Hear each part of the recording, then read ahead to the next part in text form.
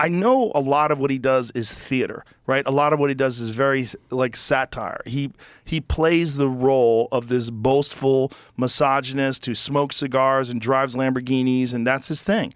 And because of that, he's amassed an amazing amount of money. And he's done it by doing this character, this online persona, but then also says very wise things. He says ridiculous shit, but also says really interesting things. He's a very smart guy. If you listen to him being interviewed by Patrick Bet-David, Patrick Bet-David interviewed him after he got canceled off of all social media. And Patrick is fantastic. He's really good at letting people talk and talking to everybody. And Patrick is so wealthy and so successful outside of the world of podcasting that he only does it because he's interested in it. And so he's the perfect guy to handle that because he is not afraid of to talk to anybody. He'll talk to anybody. And so he had him on for a long-form conversation. They talk for hours, and you get to see this is a very intelligent and calculated guy. You might not agree with his message. You might not agree with all the misogynist stuff. You might not agree with, and I don't agree with it. You might not agree with all the crazy antics, but you cannot deny that that's been incredibly successful because it resonates with a lot of young men who don't feel represented in the media. And they see this guy and it looks like fun. Do they agree with what he's saying? That doesn't mean they agree with it. They think it's fun. It's like pro wrestling. He's like a bad guy in pro wrestling. He's a heel.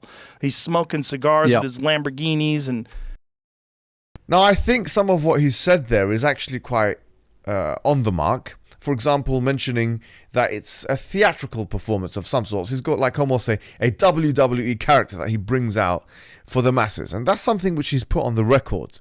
And if it wasn't for that WWE character, he wouldn't have been able to amass the following that he's amassed, rise to prominence in such an exponential way as he has risen to prominence, as well as become a role model for many young people, for better or for worse. And of course, we would say, now there's so many positive and virtuous things that does come from following someone like Andrew Tate. But there's an elephant in the room which I don't think we are discussing here, which is his conversion to Islam. Now, many of you would have known that some months ago I had a conversation with him.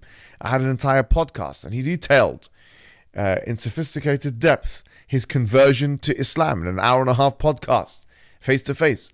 Now, is there a connection, the question is, between his conversion to Islam and his continued detention in a prison in Romania, a country who he used to give money to the church of, and he was on the record as giving money to the church of? Is there some kind of a connection? Well, the least we can say about this is that this has become a human rights issue. If there is no clear-cut evidence that the Romanian government, or that the Romanian authorities, I should say, or other authorities have about his guilt, at least according to some evidentiary bar somewhere, then why is he remaining in prison for such a long time? Where are the Amnesty Internationals? Where are the human rights activists? Because quite frankly, this is clearly a human rights issue now. Is it the case, and this is a question I put to the public, is it the case that the mere allegation of a man, without the substantiating of clear evidences that can become public in such an important high-profile case as this, is enough to detain a man for so long in a prison cell where his physical and facial appearance is changing by the day and the week, and that we're seeing him coming in and out of vans, prison vans and so on, and that this is affecting his family and his friends and having an impact on his connections? Is this actually within the scope of human rights? Is this not a human rights issue according to you guys now, the definition of human rights and so on?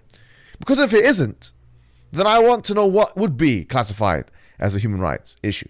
The thing is, detaining somebody without charging them, without bringing them to justice for this long, is something which really, quite frankly, is disturbing to say the least on anyone's standard. Now, of course, many will say, well, look, you guys, your guy here, Andrew Tate, who has become a Muslim, has become a Muslim, and after that, what's happened is misfortune followed him. So becoming Muslim means misfortune follows you. People have been making these kinds of comments, and I want to say something. Sometimes bad things are good for you. Andrew Tate is a very resilient and strong personality. We know this. And we think that this could be a good thing for him in a spiritual way. Why? Because actually, he's free from the distractions of the world. He's being tested by his Lord. He's alone with the Quran. And even one of the things that was put out from his Twitter was that, Ibn Taymiyyah's famous quotation where he was saying that, what can you do to me? What can you do to me? If you put me in prison, then I'm alone with my Lord. If you kill me, you martyr me. And if you torture me, you alleviate me from my sins. There's nothing you can do to a man who believes in the religion of Islam. There's nothing you can do because it's a win-win situation all round. And God has warned us, set our expectations.